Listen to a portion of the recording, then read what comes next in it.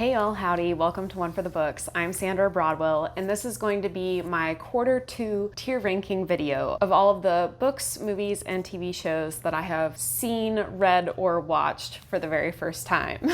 I'm just gonna be adding this onto my Q1 tier ranking, so it'll be a wrap up of everything that I've read or watched for the entire first half of the year. If you wanna see my tier ranking of Q1 content, I will link that down below. I only have 24 things to rank for Q2. I was watching a lot less movies and things like that. So I have, I think, 20 books and 4 movies and TV shows to talk about today.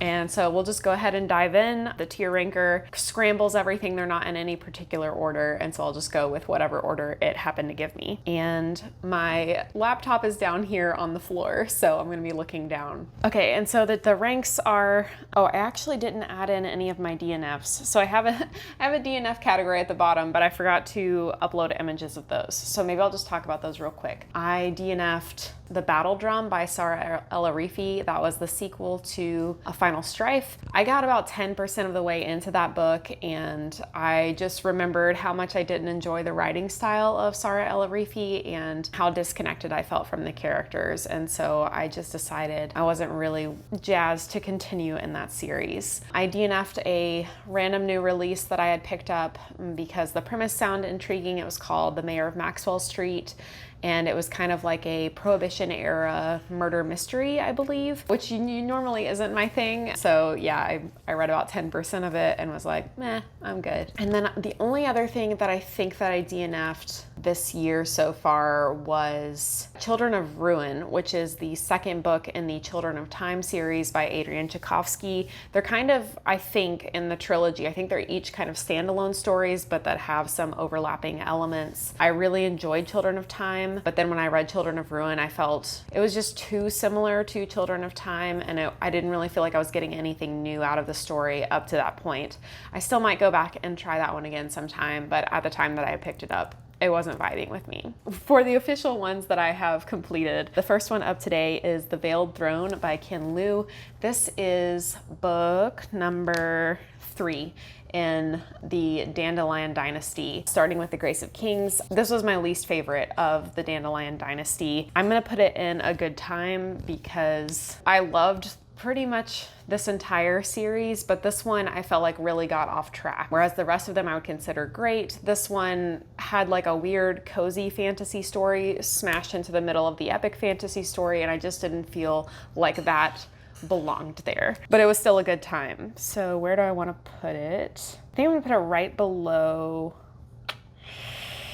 Oh, it's so hard, especially with Q1 stuff.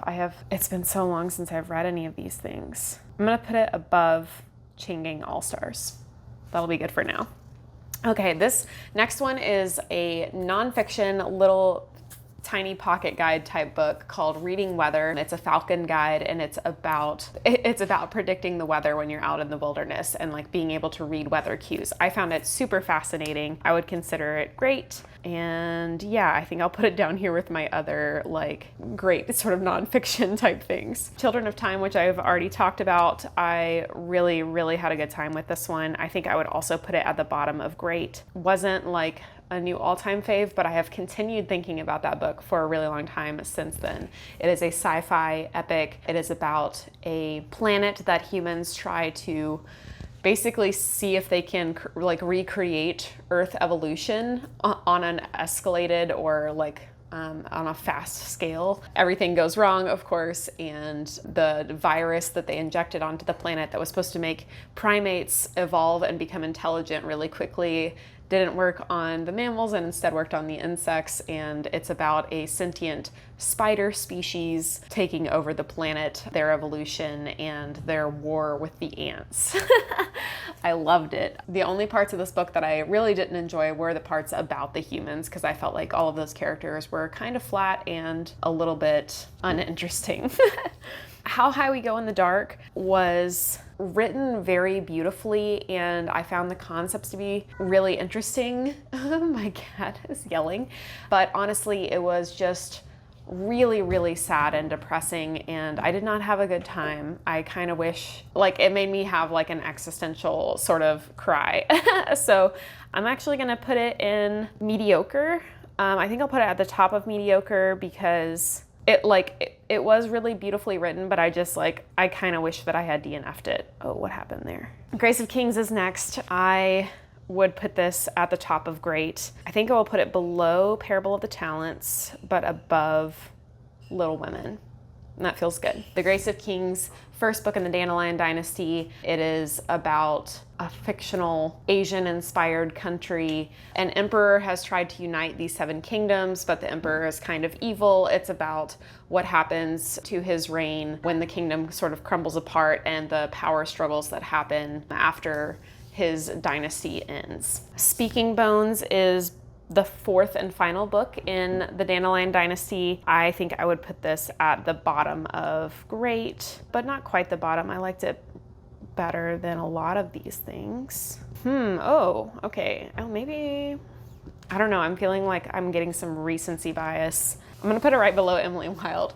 I don't know how I feel about that, but that's what we're doing. Okay, Margot's Got Money Troubles by Ruthie Thorpe is the next one, and I loved this book. It was such a surprise for me. I would recommend this book to anyone. It is about a young woman going to community college who gets knocked up by her professor, and she starts an OnlyFans account after her baby is born to help her pay her bills and make her way in the world. And really, I would say the deeper themes of the book are about motherhood, womanhood, how people judge women, and how there's like no right decision a woman can make, and how you share yourself on the internet and how people see you for the way you share yourself on the internet.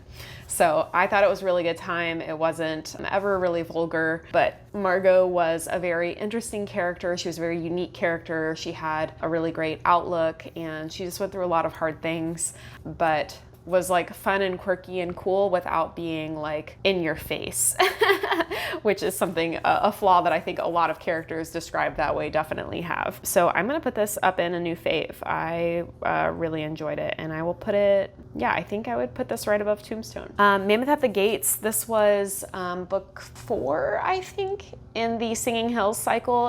This is a series of novellas starting with the Empress of Salt and Fortune. That was the one where Chi, the cleric, goes back home for the first time in several years, and it's about them dealing with grief, the loss of another cleric that they were really close to, as well as dealing with kind of the expectations of home and what home means when home has changed, when you haven't been there in a while, and how you've changed, reflecting on that kind of stuff. It also dived a lot more into the birds, the like talking birds that are a part of the Singing Hills Abbey, which I really enjoyed. So I would put this one up in great. This was like a cozy good time. So it's like, I think of Singing Hills cycle and the Murderbot series kind of in the same, like they're not always like the best, but they always hit like a good note. So yeah, I'm gonna put it right in the middle of my Murderbot rankings there. The Wall of Storms is the 2nd book in the Dandelion Dynasty. Absolutely loved it. Just as good as the first one, I would say. Ooh, yeah. Yeah, I'll just put it right next to the Grace of Kings for the sake of simplicity.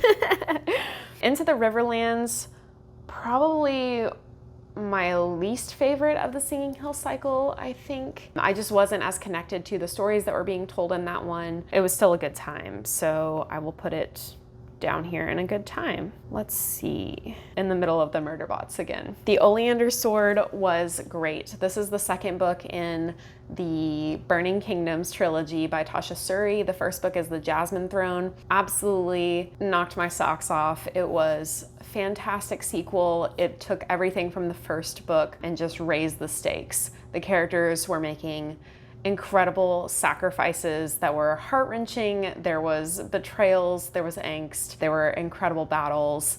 I absolutely ate this up, and I cannot wait for the 3rd book to come out later this year. So this is going at the top of great. I'm just gonna put it right in the middle of the Dandelion Dynasty because I'm not really sure. They're so different. It's hard to compare these things.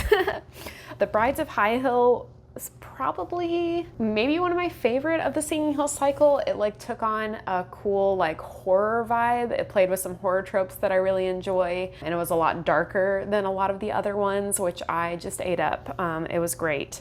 So I will put that one, in the middle of my horror, right up there in great. The Truth of the Aleke is the sequel to The Lies of the Ajungo by Moses Ozeotomi. I really enjoyed this one. I thought it was really good. It's just gonna go in good somewhere. Yeah, I'll put it down here with the other. I think I liked it better than the first one. Red Country by Joe Abercrombie is my least favorite of all of the 6 First Law books that I have read so far. I just felt disappointed by the plot, and I felt like the ending kind of ended on a went well sort of note. I didn't feel as connected to the characters as I did in the other books. It was mediocre, I think. So I'm gonna put it below Mark Lawrence's The Book of Ice trilogy. It was just fine. When the Tiger Came Down the Mountains, this was a good time. Again, this was a very like feeling the same as Murderbot sort of vibe. I think I'm gonna put it above Avatar: The Last Airbender though. The Empress of Salt and Fortune, the first book in the Singing Hill cycle, was great. I will go ahead and put it I actually don't think I liked it as much as The Brides of High Hill, so I'm gonna put it down here with Murderbot. The Book That Broke the World by Mark Lawrence is book 2 in the Library trilogy. I loved it, thought it was a really great sequel. I don't think I liked it quite as much as the first one, just because the plot twist in the first one like really had me reeling, and this one didn't have that same sort of vibe, but I did love it and thought it was great. I'm gonna put it right below Speaking Bones by Ken Liu. Writing Monsters is a nonfiction book about how to write effective monsters in your stories. I thought it was a really good kind of beginner guide, but it was a little too reliant on H.P. Lovecraft. The person who wrote this book was obviously like a Lovecraft fanboy, which is totally fine. And there were other great examples from other great monsters throughout media. And it was based around kind of a monster writing guide. And the whole book was styled in like talking about different parts of their guide or manual that was at the beginning. So I think it's a great reference book that I'll probably go back and reference again in the future. So I would put that at the bottom of A Good Time. I'll put it right below The Ajungo. Mirrored Heavens by Rebecca Roanhorse is the third and final book of the Between Earth and Sky trilogy, which starts with Black Sun. This just came out in June, and it was such a great conclusion to the trilogy. It was a huge, I think, character payoff moment for the things that had been building in books 1 and 2. It wasn't necessarily the like super happy ending I was hoping for the characters, but it was a very satisfying ending, which I think is what you would want from the end of a great fantasy trilogy. So I'm gonna put it up in great. I'm gonna put it below Little Women, I think. This was like definitely like a really high up there for me this year. Words of Radiance by Brandon Sanderson is book 2 of the Stormlight Archive, and probably my favorite book that I have read this year. A new favorite of all time. It is going at the absolute top of a new fave. Better than The Way of Kings, I think. Okay, and then the last 4 are all of the movies and TV shows that I watched in quarter 2. So Krabopolis is a new show by Dan Harmon on Hulu. Dan Harmon is the same creator of Rick and Morty, but this show is like, it's kind of based around like Greek mythology, and it's like these people are trying to create the very first society or like civilization. They're like building their first city and just dealing with all the problems that they're trying to do, from transitioning to basically being barbarians to being a society. So it's very tongue-in-cheek. The Greek gods are always interfering and messing things up, and it's a very good time. I wouldn't say it's great, but it was like every single episode was fun. So that's gonna go in A Good Time. Let's see, right below Hank Green's Carl's duology, and I think that feels good. For All Mankind Season 1, this is a show on Apple TV that my husband and I have been watching together, and I can't speak to the rest of the series because I haven't watched it yet, but Season 1 of this show was absolutely fantastic. I've been talking about it to everyone who will listen. It is like a historical sci-fi alternate history type of thing where the major premise is, what if the Russians landed on the moon before the United States, and how that would have changed the space race and everything that happened in history past that point. So it's all from the perspective of the astronauts and people who work at NASA at that time in like the late 60s and early 70s. And it was so good and so dramatic and just like really hit a lot of high notes for me. So I'm very excited to continue watching that show. And I will put it at the top of great. Yeah, I think I'll put it right below Mirrored Heavens. That sounds good. The Thing, which is a 1980s, I think early 80s, Kurt Russell sci-fi movie in which they are researchers at an Antarctic base, and an alien or monster type of thing appears and infiltrates their base, and they figure out what it is as it's slowly killing all of them. It's a very kind of like locked room horror type of situation. I thought it was brilliant. I really loved it. I can't believe I had never seen it before now because I love 80s sci-fi flicks. And yeah, I think like definitely a classic. I will also put that somewhere near the top of great. Yeah, I think I'll put it right next to The Quiet Place. I think that's a great one. And then Season 1 of Fallout, which is on Amazon Prime. It's based on the video game Fallout, which I have never played and knew absolutely nothing about. But going in with absolutely no knowledge, I thought Fallout was fantastic. It was hyper entertaining the entire time, and I would highly recommend it. So yeah, that's also gonna go up pretty high in new favorite things. I think I'm gonna put it above For All Mankind, because I think it was a lot more bingeable. For All Mankind was like dramatic. It was more of a drama, but Fallout was just like a romp. So yeah, it was a great one. All right, that is everything that I watched or read for the first time in Q2, so April, May, and June this year. Let me know down in the comments below anything that you've read or watched that I talked about today, what you thought of it, or just what your favorite piece of media was from the first half of 2024. I'd love to hear about it in the comments. As always, thanks so much for tuning in and hanging out with me for a little bit today. Please be kind, read more books, and hit the subscribe button below for more bookish content to come. I'll see you next time.